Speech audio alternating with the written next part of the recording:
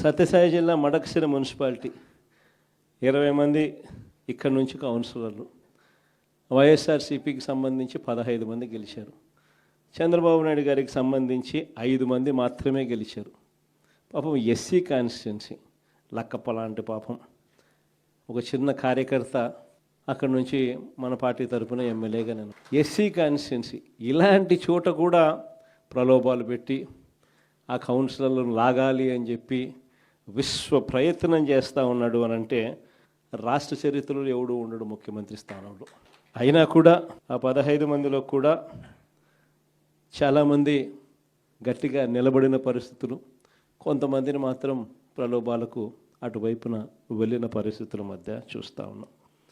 అన్నమయ్య జిల్లా రాజంపేట ఈ మున్సిపాలిటీ అయితే 29 మంది కౌన్సిలర్లకు గాను 24 కౌన్సిలర్లు వైఎస్ఆర్సీపీ టికెట్ మీద గెలిచిన వాళ్ళు. మరి 29లో 24 మంది వైఎస్ఆర్సీపీ టికెట్ మీద గెలిచిన పరిస్థితులు ఉన్నప్పుడు తెలుగుదేశం పార్టీకి సంబంధించి కేవలం 4 మాత్రమే గెలిచిన పరిస్థితులు రాజంపేటలో ఉన్నప్పుడు ఒకడు ఇండిపెండెంట్గా గెలిచారు.